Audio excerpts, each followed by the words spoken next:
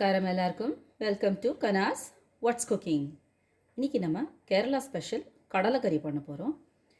இந்த கடலைக்கறிக்கு நான் நம்மளோட கருப்பு சுண்டல் தான் எடுத்திருக்கேன். இதை நான் நைட்டு ஊற வச்சு காலையில் இதை ஒரு 4 விசில் வேக வச்சு எடுத்திருக்கேன். அப்போ தான் அது நல்லா நமக்கு வெந்து வரும். அது வெந்தால் தான் நமக்கு அதுக்கு நல்ல டேஸ்ட் கொடுக்கும்.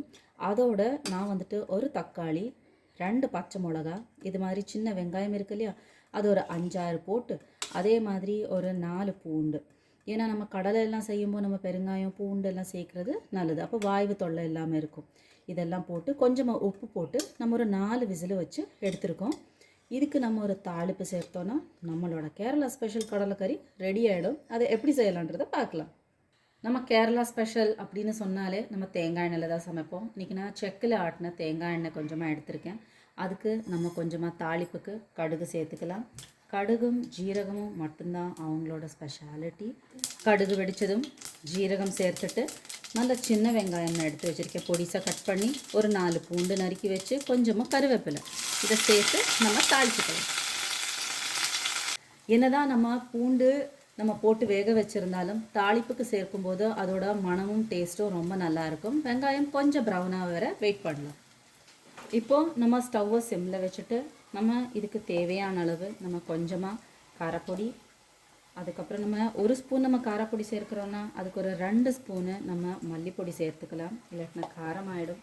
கொஞ்சமாக மஞ்சள், இதுக்கு நம்ம ப்ளெயினாக அரைச்சி வச்சுருக்கிற சோம்பு பொடி சேர்க்குறோம்.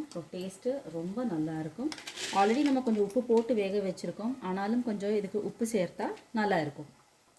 கொஞ்சமாக பெப்பர் பொடி சேர்த்துக்கிறேன். நம்ம ஆல்ரெடி நம்ம ஒரு பச்சை மிளகா கொஞ்சம் காரப்பொடி எல்லாம் போட்டிருக்கோம், ஆனால் நம்ம கொஞ்சம் பெப்பர் சேர்க்கும்போது டேஸ்ட்டு ரொம்ப நல்லாயிருக்கும். 1 ஸ்பூனு கரம் மசாலா, இது வீட்டிலே செஞ்சது.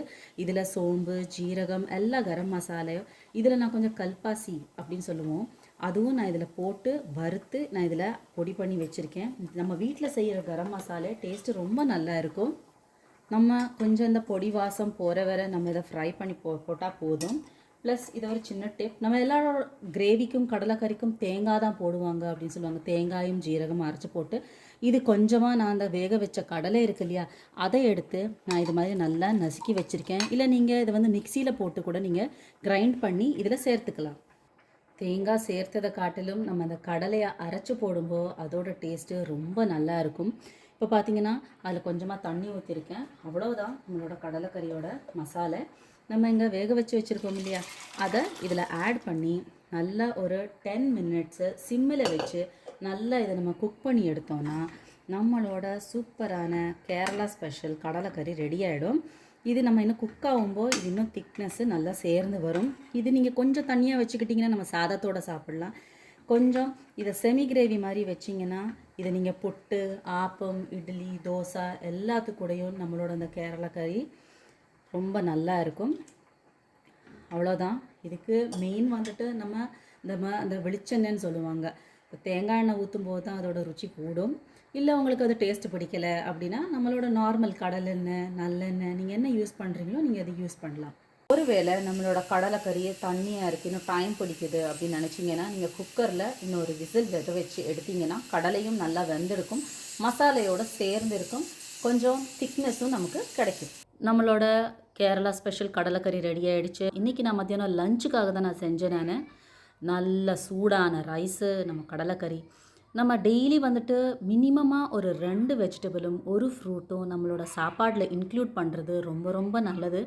வீக்லி ஒன்ஸ் இது மாதிரி ஒரு சுண்டல், இல்லை ஒரு கடலை, பட்டாணி, இந்த மாதிரி ஏதாச்சும் ஒரு குழம்போ இல்லை சுண்டலோ ஏதாச்சும் ஒன்று செய்யுங்க. Protein is very much important for everybody.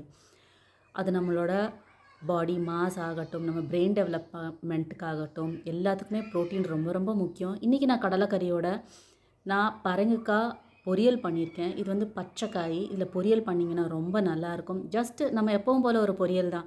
கடுகு, உளுந்தம் பருப்பு, வெங்காயம், பச்சை மிளகாய் தாளித்து, இது பச்சை கலரு பரங்கிக்காய் இதை சேர்த்து கொஞ்சம் உப்பு தண்ணி போட்டு கடைசியில் கொஞ்சமாக துருவின தேங்காய் போட்டிங்கன்னா நம்மளோட பொரியல் ரெடி ஆகிடும். இந்த பக்கம்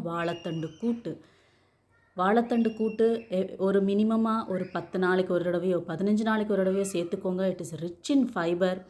நம்ம யூரிக் ஆசிட் ஆகட்டும், கிட்னி ஸ்டோன் ஆகட்டும், இதெல்லாம் ரிமூவ் பண்ணுறதுக்கு ரொம்ப ஹெல்ப் ஆகும். வரும் முன் காப்போன்னு சொல்லுவாங்க இல்லையா, அது மாதிரி இது வர்றதுக்கு முன்னாடி நம்ம இதெல்லாம் ஆரோக்கியமாக எடுத்துக்கிட்டு ஆரோக்கியமாக வாழலாம்.